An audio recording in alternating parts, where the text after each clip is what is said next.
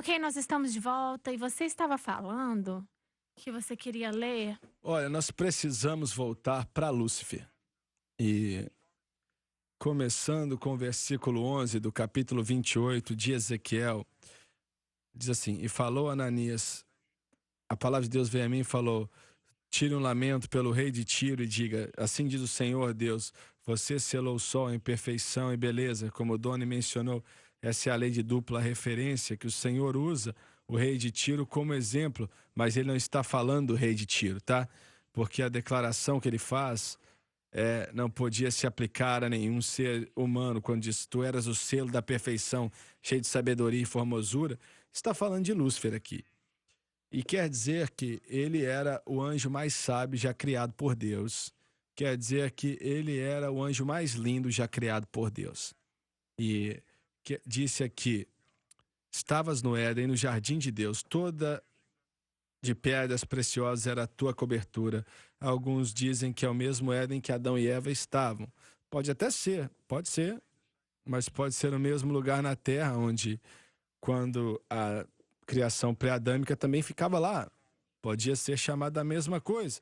Estavas no Éden, no jardim de Deus, toda pedra preciosa era a tua cobertura, sardônica, o topázio, o diamante, o berilo, o ônix, o jaspe, a safira, a esmeralda, o cabernúnculo e o ouro. Feitura de teus tamborins e das tuas flautas estiveram preparadas para ti desde o dia que foste criado. Tu eras o querubim ungido para cobrir. Eu te estabeleci no monte santo de Deus. Estavas no meio das pedras afogueadas, andavas. Perfeito foste em todos os teus caminhos, desde o dia em que foste criado, até que se achou iniquidade em ti. Por causa da abundância do teu comércio, o teu interior se encheu de violência e pecaste. Por isso, eu te lancei profanado do monte de Deus e te fiz perecer do meio das pedras afogueadas, ó querubim cobridor. Enalteceu-se o teu coração por causa da tua formosura, corrompeste a tua sabedoria por causa do teu esplendor. Nos diz aqui, né, que ele caiu por causa do orgulho. Eu te lancei por terra diante dos reis e te coloquei para que olhem para ti. Agora vamos para Isaías 14, eu acho. Temos que olhar para isso mais uma vez. Isaías 14, a palavra de Deus diz assim em relação a isso. Dá um pouco mais de detalhes aqui, né? Olha aqui, ó. Versículo 12. Obrigado, versículo 12. Como caíste do céu, ó Lúcifer, filho da alva, cortado foste por terra, tu que debilitava as nações. Você pode dizer que são as nações que estão aqui, mas quando Lúcifer apareceu no jardim do Éden, não haviam nações, elas não existiam na época. Pois disseste em teu coração: subirei ao céu, no alto e acima das estrelas de Deus, elevarei meu trono. Mas não havia céu na época, não é? Elevarei meu trono até as estrelas. Alguém estava falando que outro dia ele falou do corpos planetários. Não, isso são anjos poderosos que são chamados de estrelas de Deus. Sobre as alturas das nuvens subirei, serei semelhante ao Altíssimo. Então você está falando de nuvens, Sim, né? não há nuvens no céu, pelo menos nós não sabemos, né? Então, o que eu quero dizer é o seguinte: quando ele caiu de uma posição que ele era o governador de algo ali.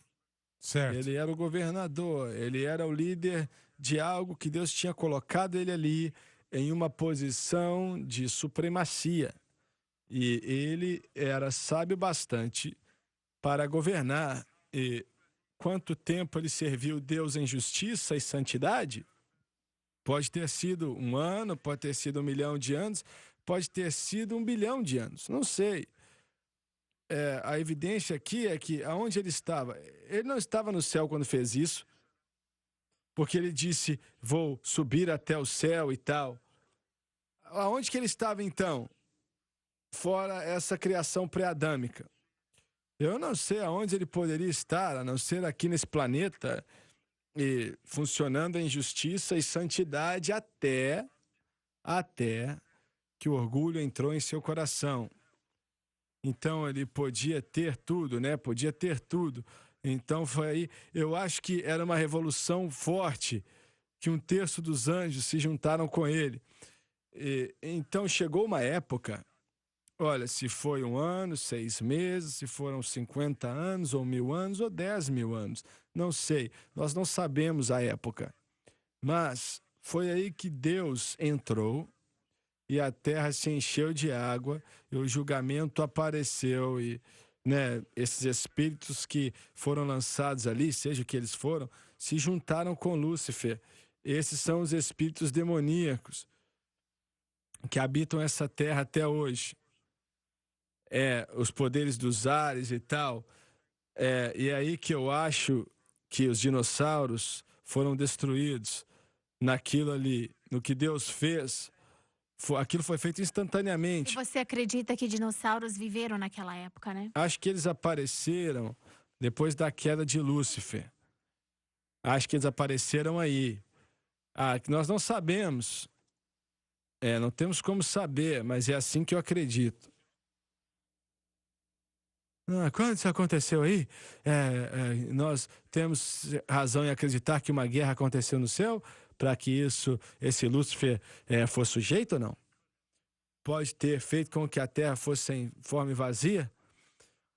Uma guerra no céu, nós sabemos que existem espíritos demoníacos lá até hoje, que Satanás tem acesso a isso agora, né? Ao trono de Deus. Quanto acesso ele tem, nós não sabemos.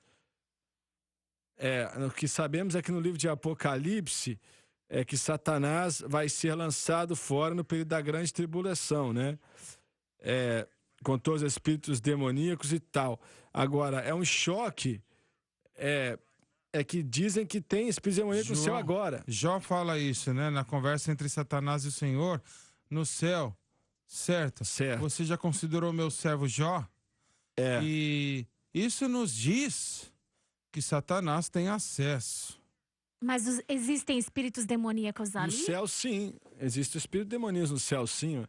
E durante a época, foi que profeta mesmo, Jeosafá, o rei, e havia um espírito maligno que ele atrapalhou o profeta, né? Isso. Que Deus enviou esse espírito para mentir. Estou tentando lembrar aqui como foi que ele seria um espírito mentiroso, que faria com que Acabe fosse para a guerra e morresse.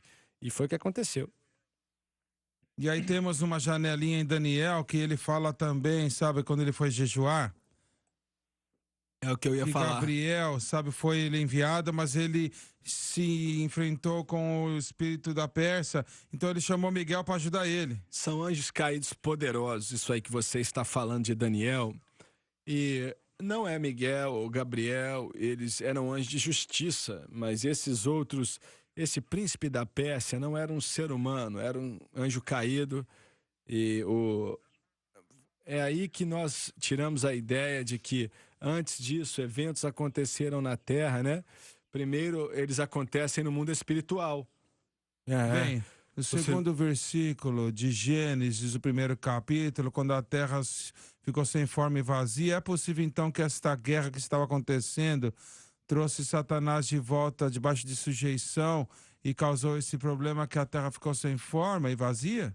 Bem, foi Deus que fez isso. Tenha certeza disso. Agora, como ele fez, se foi algum tipo de guerra que aconteceu na época, nós não sabemos, né? Mais uma vez, quando você fala desse assunto, você vai ter, assim, 100 perguntas e talvez uma resposta. Bem, olha, eu estou lendo alguns e-mails aqui, eles entram em muita especulação, por exemplo, assim, como que existia vida em outros planetas naquela época, coisas Temos que cuidar com esse aspecto do mormonismo, porque eles acreditam que haviam outros planetas populados e bebês espirituais que vieram para a Terra.